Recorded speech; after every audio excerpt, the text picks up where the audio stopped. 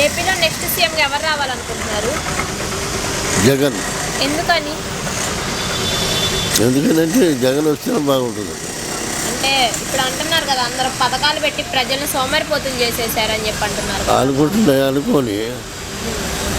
మనం ఏం చేద్దాం చెప్పు.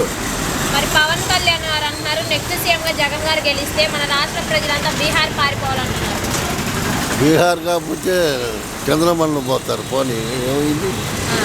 జగన్ గారి కోసం ఎక్కడి దాకా వెళ్తారా? ఎందుకు అంత అభిమానం మీకు? నాకున్న అభిమానం ఆయన మీదే ఉంది. ఎందుకు? పథకాలు పెట్టారని. మరి ఇంతకన్నా ఎక్కువ పథకాలు బాబు గారు కూడా ఇస్తా అంటున్నారు. ఇస్తాడు. బాబు గారి మాటలు నమ్మాల్సిన మాటే. పోయినసారి అన్నాడు బాబు రావాలి, జాబ్ రావాలన్నాడు. ఎవరికి ఇచ్చాడు జాబులైనా?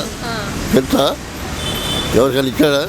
ఇలా రుణమాఫీ అన్నాడు. ఎవరికి రుణమాఫీ చేశాడు?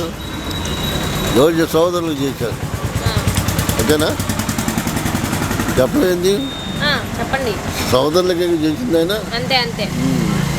మరి ఇప్పుడు చూడబోతుంటే ఈ పథకాలన్నీ ఓన్లీ వైసీపీ పార్టీ వాళ్ళకే అందజేస్తున్నారని చెప్పి బాబు గారు అంటున్నారు.